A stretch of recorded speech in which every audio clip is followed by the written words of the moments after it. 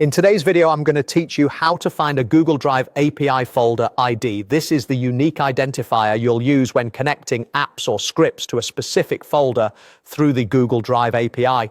We'll also make sure the right account has access, so your automation can actually read and write to that folder. Start by opening the Google Cloud Console in your browser and make sure you're in the correct project. Open the main navigation menu on the left, then go to APIs and Services and choose Credentials. In the Service Accounts section, click the service account email to open its details and copy that email address to your clipboard. We won't read it out or show it here, but you'll paste it into Drive in just a moment. Now switch over to Google Drive. Create a new folder with any name you like, then click to open that folder.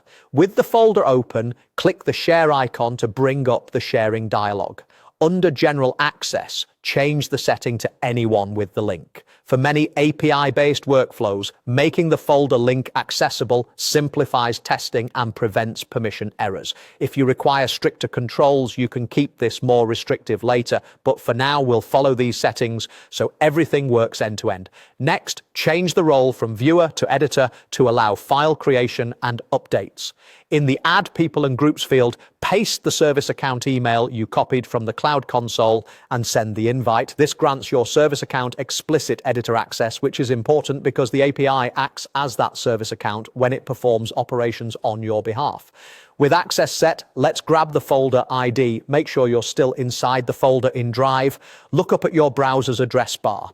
The URL will include a section like folders, followed by a long string of letters, numbers, and symbols. Carefully copy only that final string after folders. That string is your Google Drive folder ID. This is what you'll place in your code, automation tool, or integration settings to target this exact folder. Before you wrap up, double check that your service account can see and edit the folder by uploading a small test file via your integration, if applicable. If you tighten sharing later, ensure the service account remains an editor so your workflows don't break. Keep the folder ID handy in a secure place, just as you would any configuration value used by your apps. And that's it. You now have the folder ID and the correct permissions in place for your Google Drive API setup.